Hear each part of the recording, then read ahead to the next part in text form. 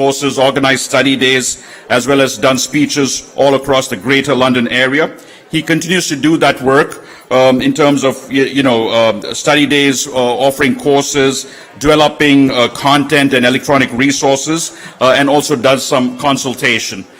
His topic today is the importance of the Ahlul Bayt for humanity today. So, folks, please extend a very loud salawat and help me bring up Dr. Chris Hewer. Thank you for coming down.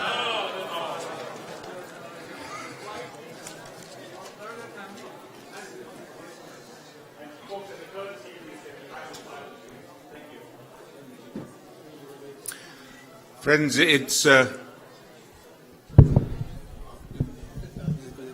that's perfect. I'm sure people will hear. Okay. Friends, it's a pleasure for me to be with you here this evening in the SABA Center. I only arrived in Los Angeles region last night, and we have a big program coming on Saturday. As you've heard, I am a strange creature. That is, a Christian who spent the last 30 years of his life studying about Islam and teaching about Islam to help people to understand more about what Islam is really about. We have a massive task on our hands to try to explain Islam in a way to people that takes them on a path of understanding what Islam is about, and not just little facets that they pick up from the media, that they pick up from all sorts of gossip and silly talk. One of the things that I've done is to develop a whole series of resources to promote this kind of work. So what I want to try and do this evening is to take you for a few minutes into my world, because I want to suggest to you that my world is actually your world too. And that is the world in which we must find ways of speaking about Islam in ways that make sense to the people around us, to dispel ignorance and to dispel the sort of nonsense that's going on in the world today.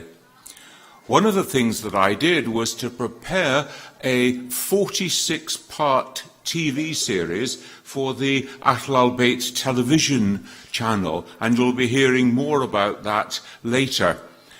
This was an invitation by the channel. Now note this, a Muslim channel inviting a Christian to present a half-hour program every week for 46 weeks in order to try to explain an understanding of Islam for the non-Muslim friends that demands our respect to start with. But also what kind of a challenge for a young man like me to try to design and present that kind of a course. Now, you can just all sorts of materials there, and all 46 parts of that program are there, as well as the resources that go with it, a written article for each of those weeks. My thesis for this evening is very clear, and it runs like this. Allah is the one and only God. Therefore, Allah is the only God for the whole of humankind, for the whole of creation. Therefore, no one has proprietorial rights over God. God is the God of all creation. Therefore, God is not a tribal God. It's not a God of a particular community, not a God of a particular religion, but the God of all humankind. First step. Second step. If you read the Quran, you do not find that it says, this is guidance for a bunch of people who call themselves Muslims. Instead, it will tell you, this is guidance for all humankind. Therefore, the teaching, the wisdom, the guidance of the Quran is the property of all humankind. Third step. If you read the Quran and you read the way in which it speaks about Prophet Muhammad, it doesn't say that his guidance for a bunch of people called Muslims. It says that he is a blessing for all the worlds, plural. For all the creatures of the earth, for all the species of creation, for all the worlds, wherever they may be. Therefore, Prophet Muhammad does not belong to one community, does not belong to the followers of his way and the way of the Quran, but he belongs to all humankind. Now, if you accept those 3 points, what follows? Number 1, what follows is that on the day of judgment, all of us will be questioned, how did you make my guidance, Allah speaking, how did you make my guidance available to help and guide all humankind, and not just your own community? Secondly, if the Prophet and the Quran are there to guide all humankind, it means that any human being can find whatever they want from that teaching, and it belongs to them by right. So they don't have to come and say, Maulana Sahib, please, may I take this piece of teaching? It belongs to them by right. And so it is as though we have to spread out before them a market stall of our wares and say, take what you will, this belongs to you. Now, if you're still with me so far, you can see the importance of the topic for tonight in this Shia Center. Because my thesis is that all those who belong to God, all those who are messengers of God, those of the highest spiritual nature, necessarily also therefore belong to all humankind. Therefore, what we want to say about the Ahl al-Bayt, we must learn to say as guidance for all humankind. It is their right. It is not our place to limit their access to the wisdom and guidance of the Ahl al-Bayt. That being the case, what I want to try and do is to look at some of the members of the Ahl al-Bayt this evening and to talk about them in the way that I would talk if I was talking to a non-Muslim audience and wanting to share their wisdom, their adab, their guidance on how to live a better human life. Because they preach and they live human ideals. They are the most exalted amongst humankind, but they are still human beings. They are human beings who set out an ideal way of life for the rest of us to aspire to, for the rest of us to follow. So, let's begin then a little on this journey of understanding. Let's begin by taking Lady Fatima, for example. Here she is, growing up in the household of the Prophet, drinking in, we can say, the sunnah of her father, so that everything that she is experiencing is actually guiding her, the Prophet, the living Quran, therefore by following his sunnah is following in the way of the Quran. Now, how often do we question ourselves for our own children, for our own grandchildren who are looking at our behavior, at everything that we do, at our sunnah, and saying, what are they taking on board? What are they learning from us just by observing, just by being with us? Because this is the example then of Lady Fatima growing up in the prophetic household. She was just drinking in the sunnah without even knowing it, just as our children drink in our sunnah. Is it worthy for them? One of the most important functions that Fatima exercises is to pass on that wisdom not just to her two sons, the future Imams Hassan and Hussein, but also she becomes a teacher of men. She is one throughout her life who is referred to by others in order to understand better the Sunnah of the Prophet.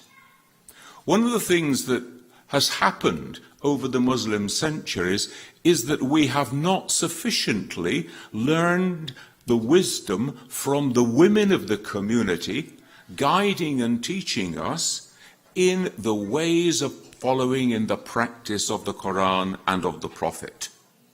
And so we need to go back in our own Western world, in our own times today, when we realize that we have in our presence many women, not only of excellent conduct and adab, but also of great learning and wisdom, that they also may be sharing their wisdom with us.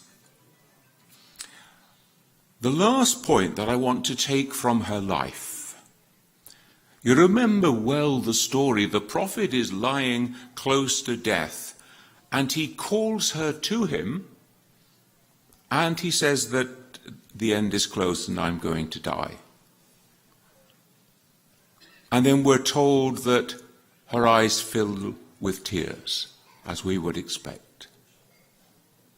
And then he calls her again. And he says, but here's the good news. You are to be the first of my family who will follow me. And then we are told that she smiles a beautiful smile.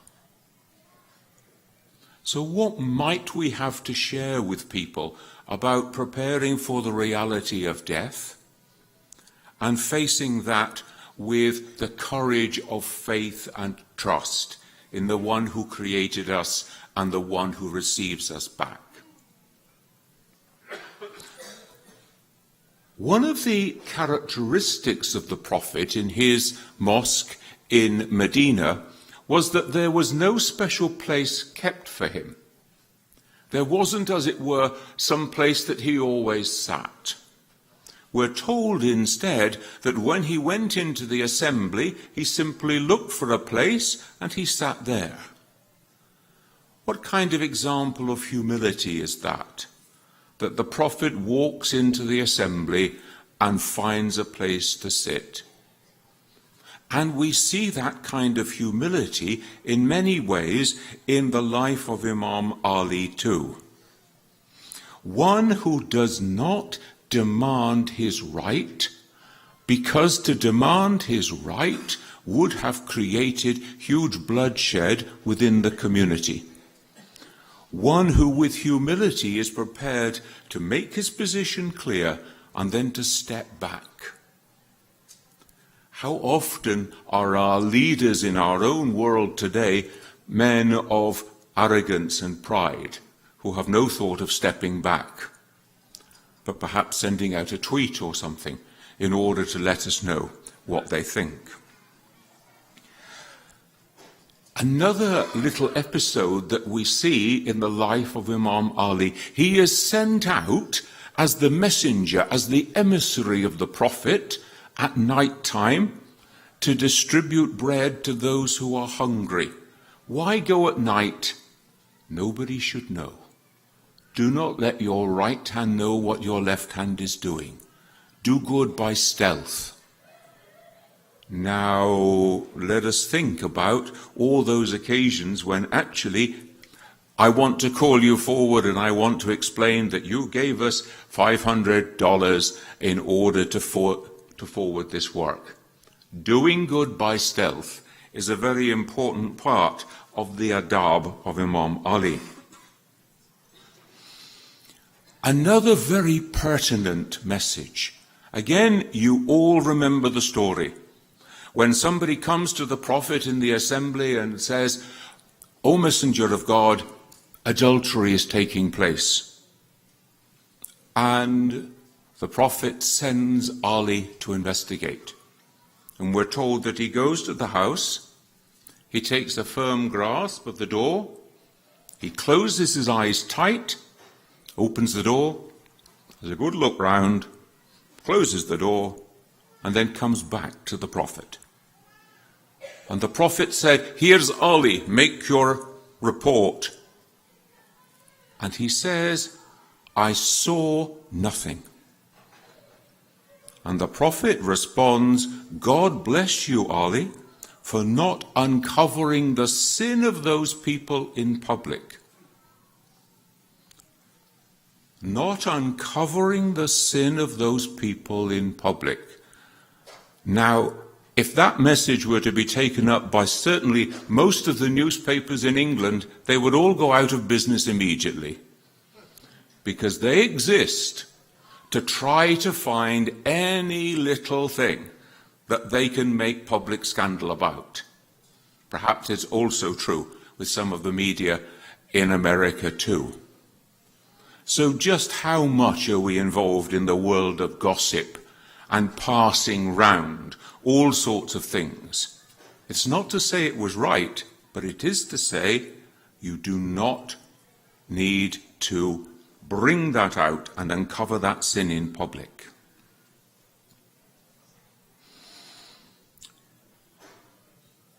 One last example from Imam Ali. It is the example, you remember that Ali is a great single-handed warrior. He's often sent out in battle.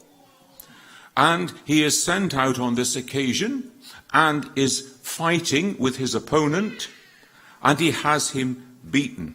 He has him on the floor and is about to strike the fatal blow. And then the man from the floor spits in his face. And Ali puts up his sword and walks away. And the others are all saying, "What are you doing? Why didn't you get him? You had him on the floor. You had him beaten." And Ali responds, "I would have done if he hadn't spat in my face. Because once he spat in my face, I would have been doing it for all the wrong reasons."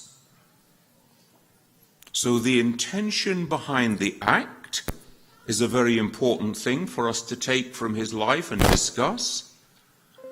And also, you know, we live in a world in which human life has become so incredibly cheap, especially the human life of others, people of other countries, people of other races, people even of other religions. Human life has become very cheap. We call it sometimes collateral damage. Now, collateral damage is what happens when you knock over the teacup.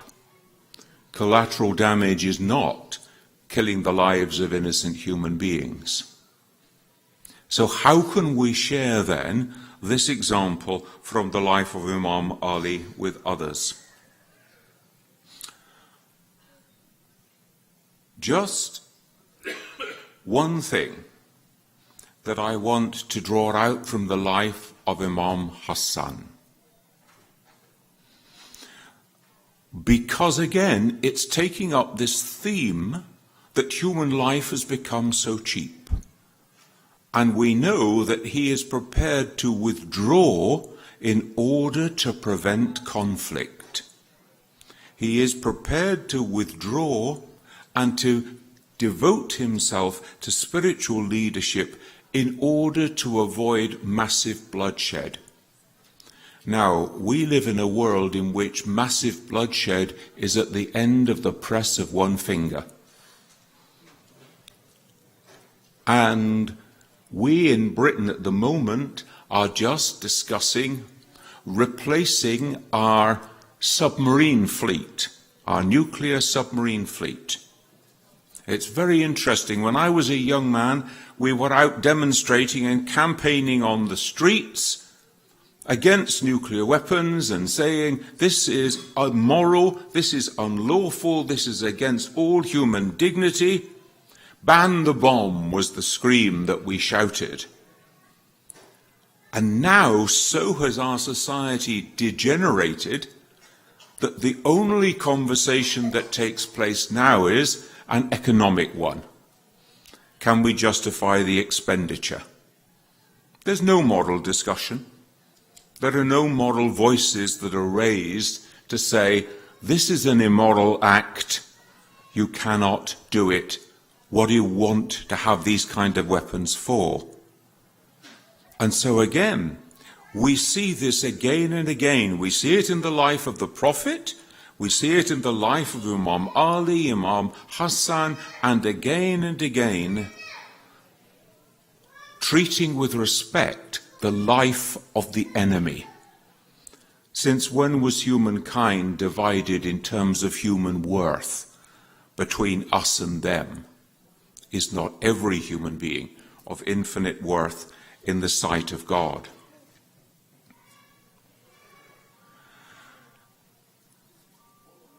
I want to take two examples that we can share with humankind from the life of Imam Hussein. Obviously, there are dozens we can take, but time is pressing on.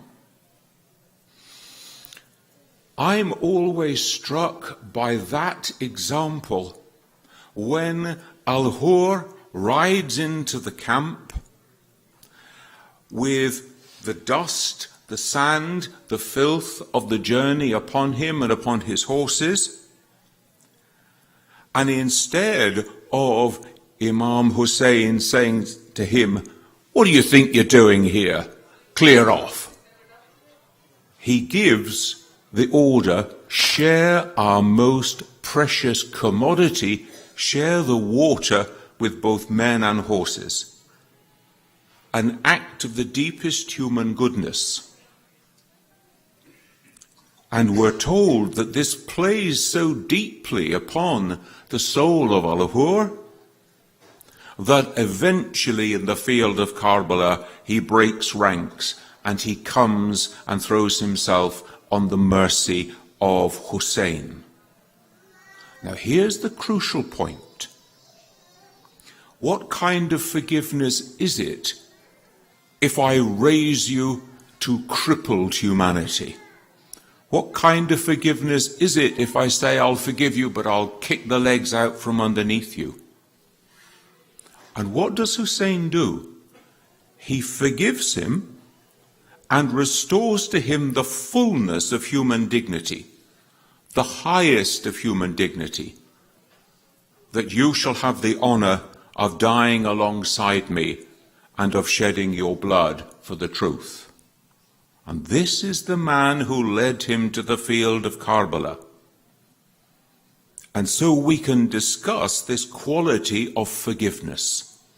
We see forgiveness exemplified. Forgiveness that leaves me crippled is not forgiveness at all. And so therefore we're drawing out, for the sake of common humanity, from the example here of Imam Hussein. The last example I want to take from his life is a profoundly important example in our own time. It is not just the question, is there something worth living for? But it's the question, is there something worth dying for? Just how much do you actually believe the rhetoric? Just how much do we actually believe that there is a God, there is a judgment, there is a life hereafter? And is there something worth giving your life for? Not something worth living for, but something worth dying for. Because the example of Hussein going into the field of Karbala, I say he goes with eyes wide open. He knows perfectly well what lies before him. And still he goes on in a sense of duty and in a sense of absolute trust that God whom he serves will vindicate him. And I will take just two more members of the Ahl al-Bayt to finish off. And just one lesson from each. From Imam Zain al-Abidin. We know the scene after the field of Karbala. We know the situation when the survivors are ridiculed, are taken to Kufar, are taken to Damascus. We know the speech of Lady Zainab with all its power, which is delivered. Let us not forget, the living Imam of the community is also present at this time, Imam Zain al-Abidin. And one of the things that we notice is that he goes to his aunt, he goes to Lady Zainab again and again to ask her wisdom, to ask her judgment, in order that I should be guided aright in this situation. So if one of such exalted spiritual nature, if one divinely appointed by God to such a task, if one filled with that divine light and inspiration, is still going to one of age and wisdom and who is muttaqi, is this not then an important lesson that we can share? Especially in a society that despises grey hair and despises people who are old. Our final example I take from Imam Jafar al-Sadiq. And I take from him this very important message. If you ask the people in the world around us about Sunni-Shia relations, they will tell you, well, it looks to me like they've always hated each other and they've always been at daggers drawn. Now, those of us who have studied know that that is not the truth. That is not the case. That is the aberration rather than the reality. And I take this message then, this example, from Imam Jafar al-Sadiq, because we know that the founders of at least two of the Sunni madhabs studied with him. We know that Sunni scholars came to him and they studied together in order that they could imbibe of his wisdom, of his learning. So we know that at the level of true scholarship, there is brotherhood within the Ummah. There is sisterhood within the Ummah. I had the great pleasure of coordinating a distance learning program to help people to understand Islam. And I had working with me 3 Sunni scholars and 1 Shia scholar. 75-25, it's a reasonable proportion. You can see what I mean. The crucial thing was this: they knew each other's tradition perfectly well. And we would have a conversation in which we went through every line of the text in detail. And the Sunni scholars would say, he's saying nothing, pointing at the Shia. But we all know that he needs us to put something else into this paragraph, because we know that he can't live with this paragraph as we have it at the moment. And they would know this and they would bring it forward. This is true brotherhood within the Ummah. This is learning from one another at that level of mutual respect. And that I take from Imam Jafar al-Sadiq. And I think this is again an important lesson to share, not just within our own communities, but within humankind today. So I bring forward these few examples for you because I think that we, those who know a little about Islam in our contemporary Western society, have a huge burden and responsibility. And that is to find ways of talking about it that do not mislead people, do not lead them in the wrong direction, but actually lead them into the depth of understanding. What is this deen? And how can it be a blessing to all humankind? I thank you very much.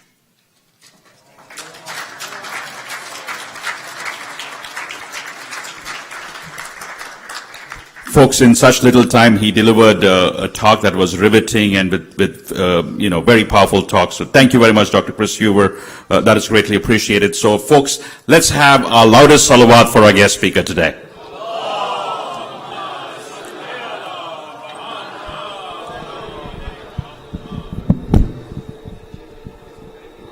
I will also want to extend our appreciation to Ahlul-Bayt TV because they were the ones who were able to arrange for Dr. Chris Huber to come down. And Brother Sajjad Hussain heads marketing and PR for Ahlul-Bayt TV, and they actually drove down from SoCal so they could join us today, and then they'll be driving back to SoCal tomorrow.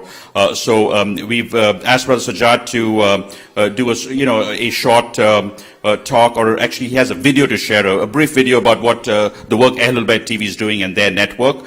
So he'll take a few minutes and then we'll bring up Maulana. Actually, because of the celebrations, the stage is decorated. Otherwise, we'd have had the podium there. So we'll have to, bear with us. We do have, two videos, so the women can see the video. So with that, folks, let's bring up Brother Sajjad Hussain.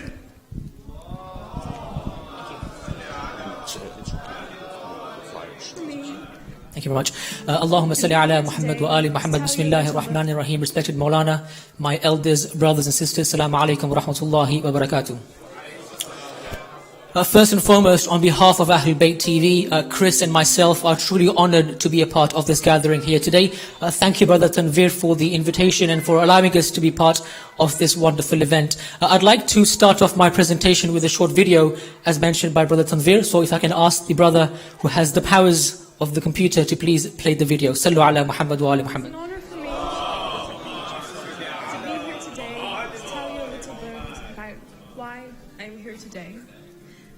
It's an honor for me to be here today to tell you a little bit about why I'm here today and how Ahlul-Bayt TV has played such a major role in my journey. I turned to the religious channels and I was flicking through some programs and I came across a channel with a panel of ladies in hijab, and they were speaking in English, and it's something that I could understand. Today's topic is a very interesting one. If you remember back,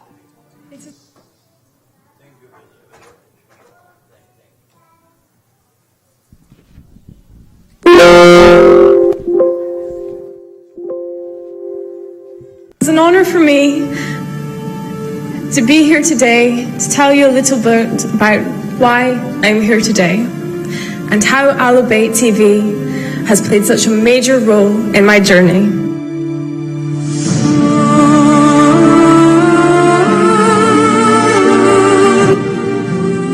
I turned to the religious channels and I was flicking through some programs and I came across a channel with a panel of ladies in hijab, and they were speaking in English, and it's something that I could understand. today's topic is a very interesting one. If you remember back a week or so ago, we done a topic on the importance of women gaining knowledge.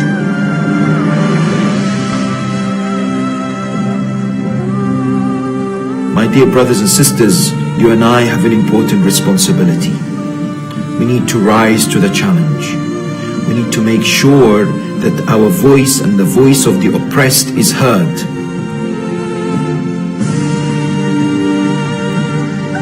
There were over 110,000 of the Prophet's companion on that day, the day of Ghadir. They saw the Prophet, they listened to him. Whomever I am his guardian and leader, after me, Ali is going to be his guardian and leader. My mom, she watches the channel and she's told me that not only has she learned about Islam, but it's also helped her understand my reborn faith. I just want to say that this process is so difficult to challenge something that you've been brought upon, that your whole family believes in, that your whole community believes in. When I did finally read the Quran, it just made complete and utter sense to me. I just thought, when I was reading it, I was like, you know what, this is where I'm meant to be. This is exactly, to me, this is the truth, this is peace, this is beauty, to me, the Quran.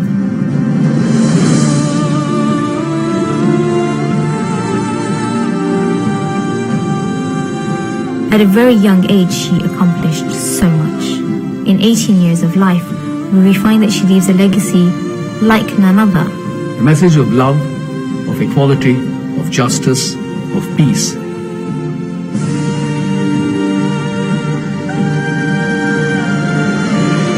Karbala tells me, as a Christian priest, and Imam Hussein did not sacrifice his life in order to control the people. No, he sacrificed his life that we may have life.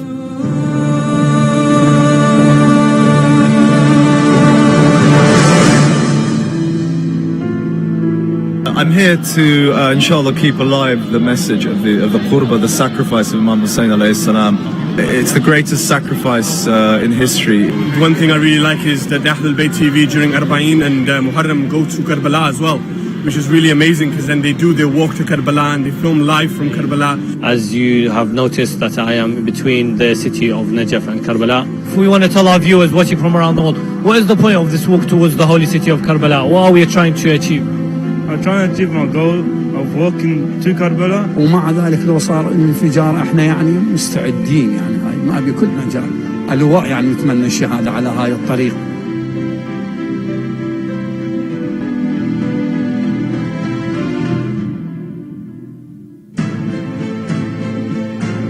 What I want to say is there is a side that some people may not know of, in particular when it comes to Islam. I hope to teach about Islam in a way that I would like other people to teach about my own Christian faith. Alhamdulillah, I do watch Ahlul Bayt TV. I'm a keen supporter of Ahlul Bayt TV and I watch all the programs. I think Ahlul Bayt TV, it's a gift like no other.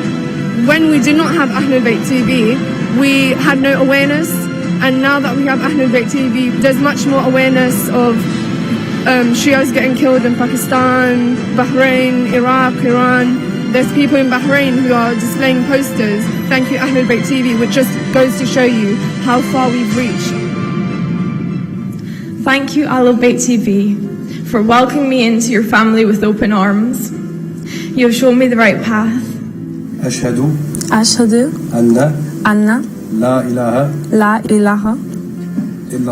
إلا الله. And I want to take this opportunity to thank with my sincere gratitude to all of the viewers and the supporters of the Ahlul Bayt TV. It's through your support and commitment that I am here today. Thank you.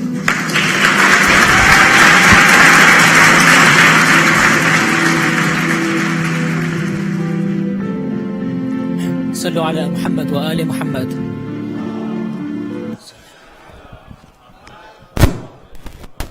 So Ahlul Bayt TV was founded in the year 2009 with the mission of promoting the message of the Ahlul Bayt alayhimus salam. From London to Nairobi, from San Jose to Karachi, today Ahlul Bayt TV broadcasts to millions around the globe. In Europe across satellite, in Africa across cable, and around the world on digital media and online. As you saw from the video right now, that the channel produces an array of programs, from live shows to current affairs, political issues, to documentaries. Just last year, in the year 2017, Ahlul Bayt TV produced 40 documentaries with 15 million views online. So for those of you who'd like to watch the channel, I have a leaflet that I wish to hand out. If you'd like to learn more about Ahlul Bayt TV, please do come and see me. The leaflet has more information about how you can get access to the channel. At the same time, the purpose of our visit here to California is twofold. Number one, we're here to network with like-minded individuals. This is the hub of the tech industry here in California. So therefore, if any of you here are tech gurus, work in the Silicon Valley, for instance, in Los Angeles is the hub of the media and film industry. If any of you here are aspiring and budding journalists, filmmakers, please do come and see me. Would love for you to be a part of our mission. If any of you here would like to support the channel and be a part of the channel, please do come and see me. Would love to have each and every one of you here be part of our global movement. So I won't take much of your time. I've been given a very few minutes. So therefore, lastly, thank you very much, Brother Tanveer, for having us here. And inshallah, I look forward to speaking to you all once the program ends here tonight. Lastly, as Chris mentioned, that we're here also for a conference on Saturday. So for those of you who might be in LA on Saturday, which is the day after tomorrow, please do come visit us at the IECOC for a conference on Imam Ali alayhi salam at 7 p.m. So once again, Chris will be speaking at the event. And also you can watch more of Chris, who is lectures on Ahlul Bayt TV also. So all the information is on the leaflet, so please do come and see me after the program where I'll share more about our work. Thank you very much. Assalamu alaikum wa rahmatullahi wa barakatuh. Thank you, Brother Hussein. So thanks again to Brother Hussein and Ahlul Bayt TV for, arranging for Dr. Chris to come out, and thank you for sharing information in the network. We'd like to bring up Maulana Abadi for a quick message, and then we'll break for dinner. So with a loud salawat, let's bring up our leader, Maulana Nabi Raza Abadi.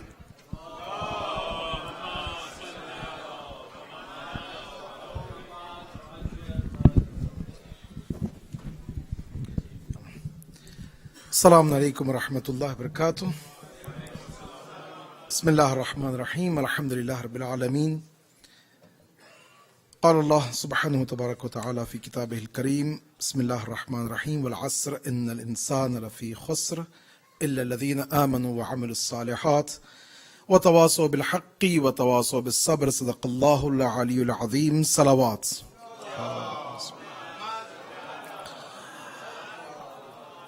I would like to welcome Dr. Chris Hewar. And may Allah subhanahu wa ta'ala bless him and guide us towards the path on which we can establish harmony, peace, and better understanding among the humanity, and to come up with a great platform of unity. After all, we are holding one strong base, which is the base of Allah, Almighty God. And well said, three great principles. Those three principles are the principle of Islam and all the divinely revealed and associated religions like Christianity. And I can understand where he's coming from. So well said. And also I'd like to thank for beautiful examples of the lives of our imams. And as he said, although sometimes we take as a granted, our imams are not for only us. In fact, they're uswa for mankind. They're uswa, role model for each and every individual till the judgment day, who deserves to reach to the highest perfection, which is the purpose of the creation of all the mankind. When we talk about the creation of mankind and the purpose of the creation of mankind, which is qurb, reaching to the highest perfection of mankind, and these are the divinely appointed leaders, those who can bless us towards this great path.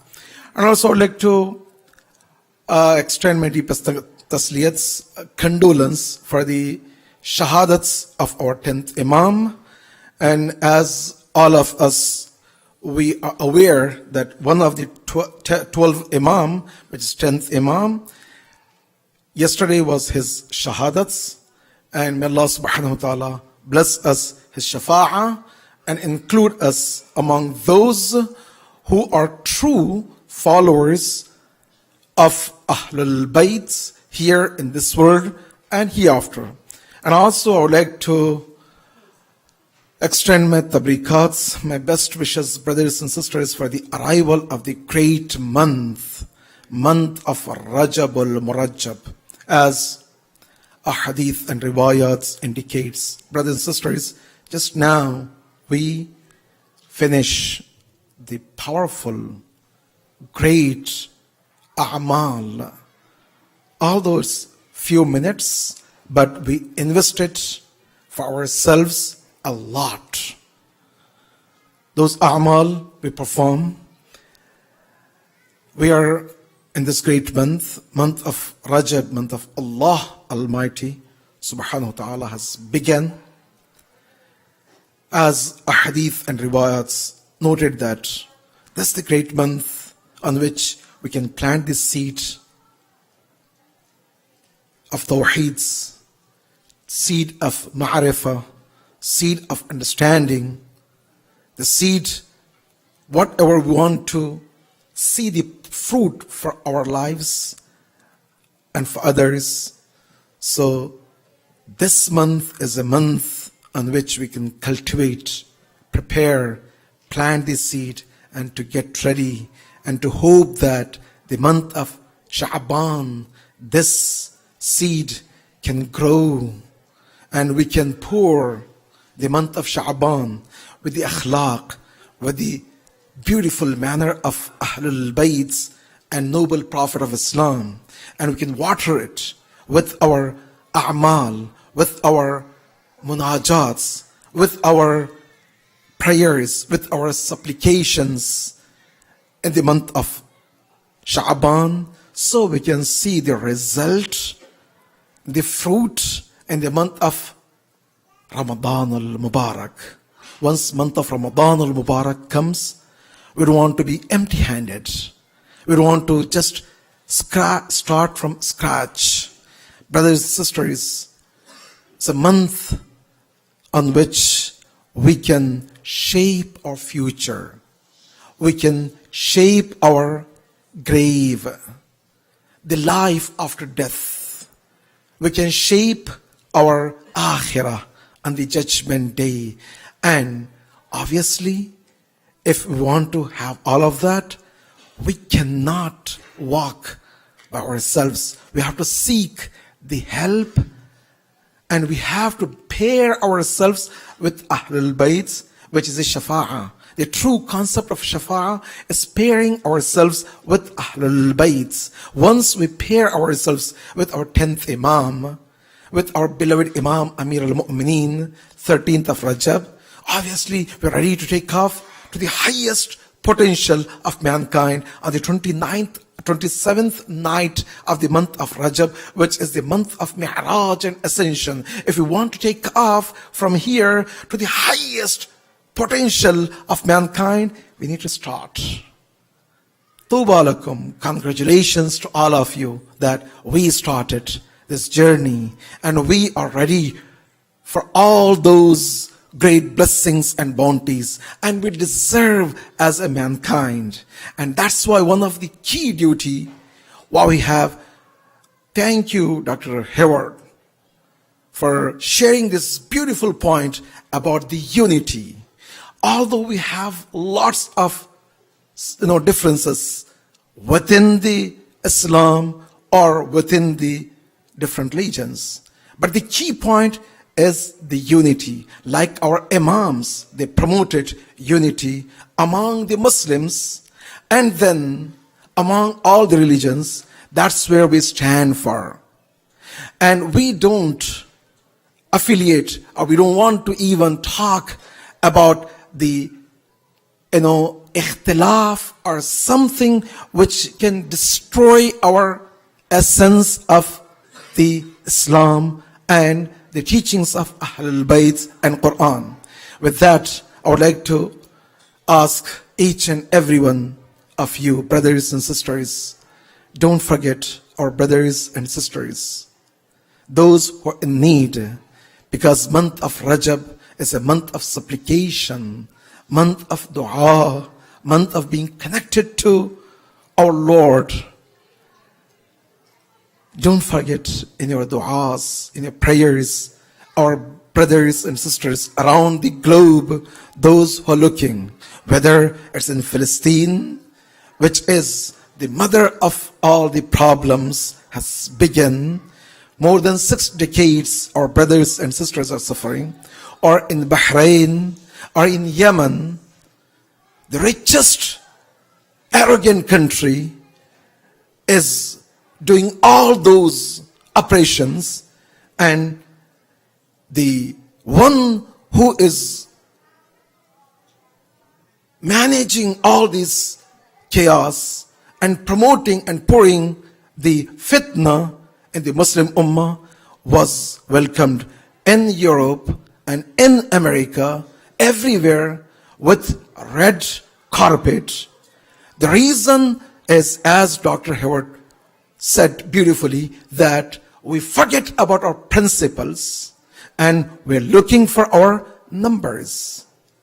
If you see shameful meeting just last week between the president and the crown prince, where president is indicating that it's a peanut for him to give billions of dollars and padding him that go and do whatever you want to. And one of the key points is to create a fitna and create a division among the Muslim Ummah. And that is the message. Astaghfirullah. And then you go to Syria, the same problem. And then you go to Afghanistan, and the Chechnya, you go to Burma or Myanmar and other places. Brothers and sisters, it's a great month to offer our du'as, our supplications, our prayers to our brothers and sisters. If we cannot do that much, at least we can include them in our munajats, and also we can stand for the truth, and we can promote this unity and this awareness so others can also see. May Allah subhanahu wa ta'ala bless us as we are commemorating the shahadat of our 10th Imam. Brothers and sisters, go back to the life of our 10th Imam.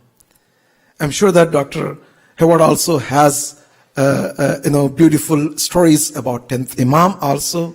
I know that the life of all the Imams, because they're coming from one source. And we know that that is the beautiful point for all mankind, that if you look to the life of Holy Prophet, Noble Prophet of Islam, Fatima Zahra, Imam Ali, Imam Hassan, Imam Hussein, all the way 12 Imam, you can see all of that happen in 1 second, because there is no differences. If you want to follow any of the Imams, any of the prophets, the prophets or Ahlul Bayt, you see the same message. There is no difference. Yes, maybe even me as a Abedi, I have a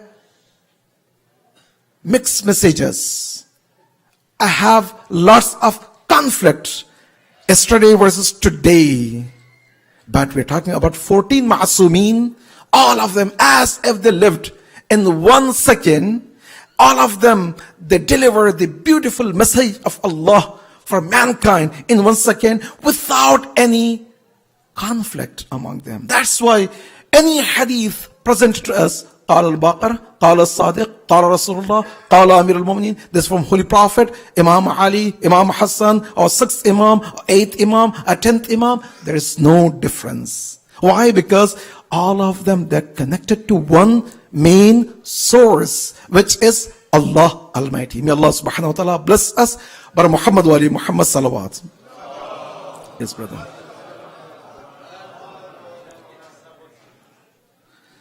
Can we have a SABA TV? Alhamdulillah, these brothers are doing great job, and also we have lots of media. And what we need to do is, we need to do the things which is needed, right? I don't know that you guys, you have a great potentials, and all of us, we have one goal, which is to promote the truth, to stand for truth, and to show the real face of Islam, not painted face of Islam, whether group of people from this side or that side, or irhabin, or no. We want to go back to the true face of Islam, which is the teachings of Ahlul Bayt. If we able to achieve that goal, no matter you have a TV, or you have a podium, or you have anything, after all, a goal is to reach to the perfection, and to optimize all our potentials to reach to that perfection. Inshallah. Bar Muhammad wa ali Muhammad salawat. إلى أرواح المؤمنين والمؤمنات بالأخص مرحومين حاضرين يوم مرحومين مرحومات, and all those who sponsor tonight فدير مرحومين مرحومات. الفاتحة مع الإخلاص والصلوات.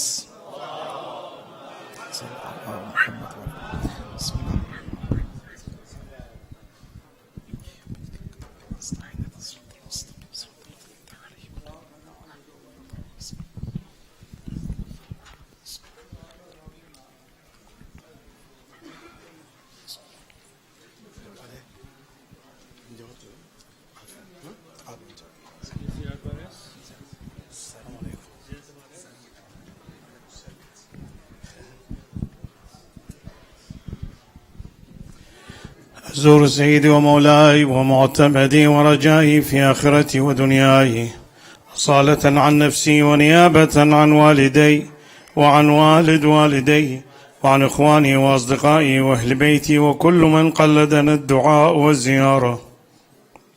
أسأل الله القبول إن شاء الله. اللهم صل على محمد وآل محمد. بسم الله الرحمن الرحيم. السلام عليك يا وارث آدم صفوة الله. السلام عليك يا وارث نوح نبي الله.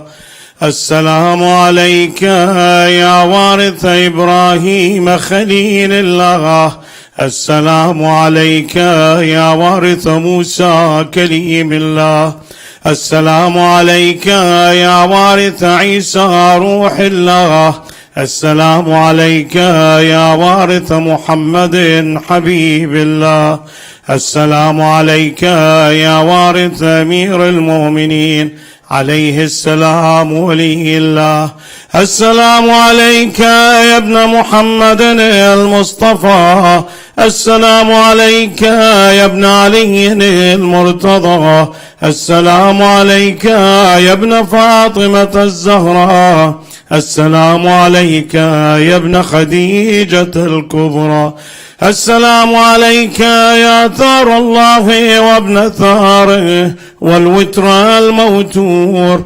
أشهد أنك قد أقمت الصلاة وآتيت الزكاة وأمرت بالمعروف ونهيت عن المنكر وأطعت الله ورسوله حتى أتاك اليقين. فلعن الله أمة قتلتك ولعن الله أمة ظلمتك ولعن الله أمة سمعت بذلك فرضيت به. يا مولاي يا أبا عبد الله، أشهد أنك كنت نورا في الأصلاب الشامخة والأرحام المطهرة، لم تنجسك الجاهلية بأنجاسها ولم تلبسك من مدلهمات ثيابها. وأشهد أنك من دعائم الدين وأركان المؤمنين. وأشهد أنك الإمام البر التقي الرضي الزكي الهادي المهدي. وأشهد أن الأئمة من ولدك كلمة التقوى وأعلام الهدى والعروة الوثقى والحجة على أهل الدنيا. وأشهد الله وملائكته وأنبياءه ورسله أني بكم مؤمن وبي بكم موقن بشرائع ديني وخواتيم عملي، وقلبي لقلبكم سل وأمري لأمركم متبع. صلوات الله عليكم وعلى أرواحكم وعلى أجسادكم وعلى أجسامكم وعلى شاهدكم وعلى غائبكم وعلى ظاهركم وعلى باطنكم. زيارة علي بن الحسين عليه السلام. السلام عليك يا ابن رسول الله.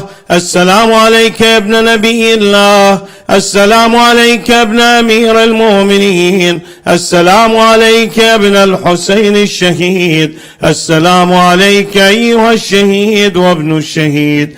السلام عليك أيها المظلوم وابن المظلوم. لعن الله أمة قتلتك ولعن الله أمة ظلمتك ولعن الله أمة سمعت بذلك فرضيت به. زيارة الشهداء. السلام عليكم يا أولياء الله وأحبائه. السلام عليكم يا أصفياء الله ووداه. السلام عليكم يا أنصار دين الله. السلام عليكم يا أنصار رسول الله. السلام عليكم يا أنصار أمير المؤمنين. السلام عليكم يا أنصار فاطمة الزهراء سيدة نساء العالمين. السلام عليكم يا أنصار أبي محمد الحسن بن علي الولي الناصح. السلام عليكم يا أنصار أبي عبد الله. بأبي أنتم وأمي طبتم وطابت الأرض التي فيها دفنتم وفزتم فوزا عظيما، فيا ليتني كنت معكم فأفوز معكم. زيارة العباس عليه السلام. السلام عليك يا أبا الفضل العباس ابن أمير المؤمنين. السلام عليك يا ابن سيد الوصيين. السلام عليك يا ابن أول القوم إسلاما وأقدمهم إيمانا وأقومهم بدين الله وأحوطهم على الإسلام. أشهد لقد نصحت لله ولرسوله ولأخيك فنعم الأخ المواسي، فلعن الله أمة قتلتك ولعن الله أمة ظلمتك ولعن الله أمة استحلت منك المحارم وانتهكت حرمة الإسلام. فنعم الأخ الصابر والمجاهد والأخ المحامي الناصر والأخ الدافع عن أخيه المجيب إلى طاعة ربه الراغب فيما زهد فيه غيره من الثواب الجزيل والثناء الجميل. وألحقك الله بدرجة آبائك في جنات النعيم. السلام عليك يا أبا عبد الله وعلى جدك وأبيك وعلى أمك وأخيك وعلى التسعة المعصومين من بنيك، لا سيما صاحب العصر والزمان. الأمان الأمان الأمان. السلام عليك يا إمام الإنس والجان، عجل الله تعالى فرجك وسهل الله تعالى مخرجك وجعل الله من أعوانك وأنصارك ومن المستشهدين بين يديك برحمتك يا أرحم الراحمين. وصلى اللهم على محمد وعلى آله الطيبين الطاهرين.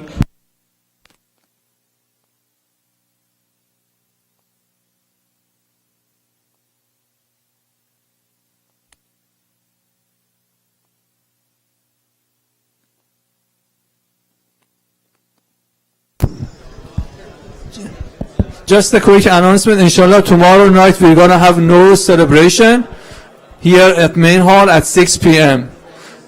So everybody is welcome. The program is going to be mostly in Farsi, but everybody is welcome. So tomorrow 6 p.m. we have celebration for Nowruz, for the arrival of spring, which is a cultural event for mostly Iranian, Persian people in the Middle East. So you are more than welcome to come. And برادران خواهرای فارسی زبان، فردا برنامه نوروز داریم توی سبا ساعت 6 بعد از ظهر برنامه آغاز میشه. فردا به مناسبت نوروز برنامه داریم توی سبا ساعت 6 بعد از ظهر برنامه آغاز میشه. انشالله برنامه متنوعیه، برنامه برای بچه‌ها هست. موسیقی نداریم چون برادر مظفر he doesn't let us to have music here. But anyway انشالله آخرم غذا یعنی شام هم خواهد بود. حتما اطلاع رسانی کنید و تشریف بیارید. برادرای عزیز فارسی زبان 10 دقیقه یه رو اگر امشب اجازه امکان داره کمک ما بکنید که سالن رو ستاپ بکنید. شامتون رو میل بکنید تقریبا ساعت 10 برگردید توی مین هال که ما این بتونیم سالن رو برای فردا شب انشالله آماده بکنیم. خیلی ممنونم. یه صلواتی رو بفرمایید. محمد و آل محمد و عجل فرجهم.